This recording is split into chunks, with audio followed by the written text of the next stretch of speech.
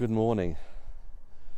The overture to Mark's Gospel is what we're talking about today, the first 8 verses.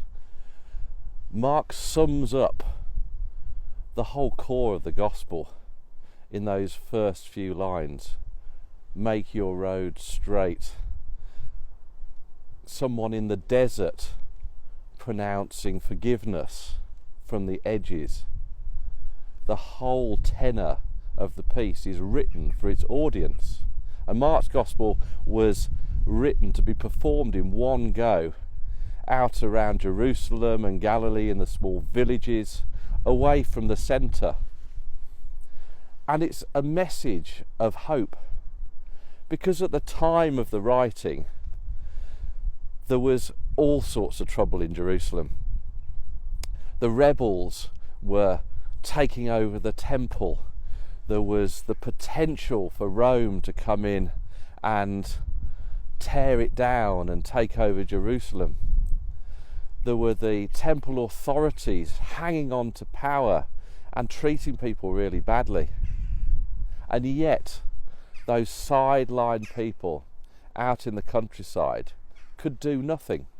They're stuck at home, they're stuck in their villages. The world is happening away from them. The big power players are away from them.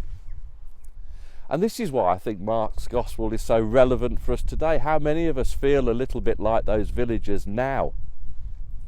I was really struck by Anne's discussion about making your road straight, filling in the potholes and pulling up the rocks.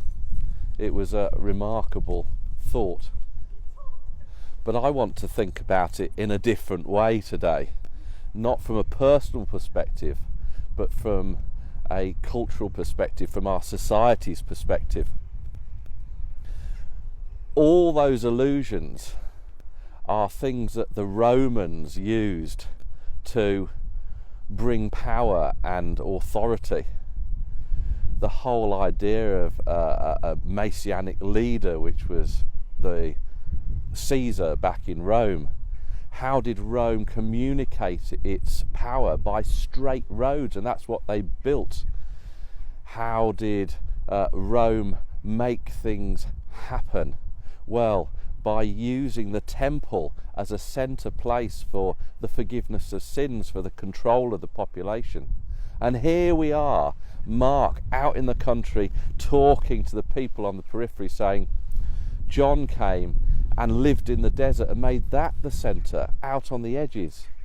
We can make God's road straight. And I wonder what God's road is today. Are we being asked to use the roads that bring and use power today, something like the internet or the railways or any of those mediums? Or are we being asked to make new roads? It's the $1 million question, isn't it? For me, I think the Christian faith works with the culture it has.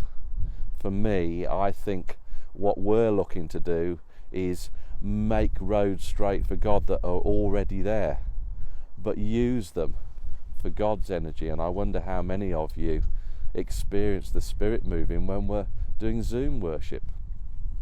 We shouldn't be surprised that we can use the roads that society has created for God's purposes, because God uses us and we are fallible human beings.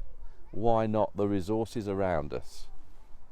So as we go into the next year and as we come out of lockdown and start to re-look at the world again, let's think through Advent about the ways we can make God's road straight and prepare the way, and what we're going to do that.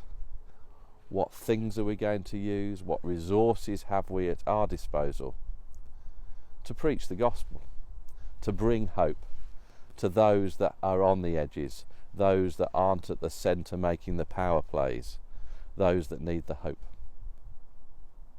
Have faith that we will find it in difficult times. And Mark's Gospel was certainly the way of preaching that. Amen.